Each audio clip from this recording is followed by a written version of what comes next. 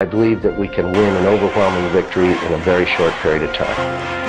The American people were led to believe that this would be some kind of a day at the beach. Americans are frustrated and saddened by the enormous sacrifice we've made and the gross mismanagement of the war. I knew it was probably going to be long and hard and tough, and those that voted for it and thought that somehow it was going to be some kind of an easy task, then I'm sorry they were mistaken. Maybe they didn't know what they were voting for. Senator McCain is absolutely right that the violence has been reduced as a consequence of the extraordinary sacrifice of our troops and our military families.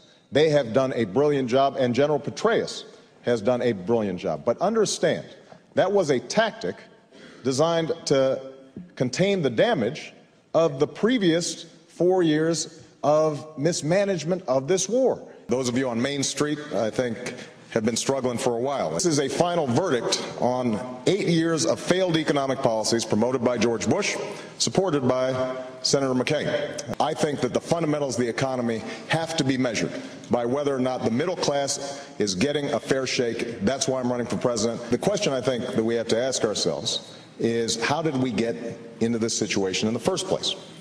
How is it that we shredded so many regulations? We did not set up a 21st century regulatory framework to deal with these problems, and that in part has to do with an economic philosophy that says that regulation is always bad. Have no doubt about the magnitude of this crisis. And we're not talking about failure of institutions on Wall Street. We're talking about failures on Main Street and people who will lose their jobs and their credits and their homes if we don't fix the greatest fiscal crisis probably is certainly in our time. If you invest in America, and we will invest in you.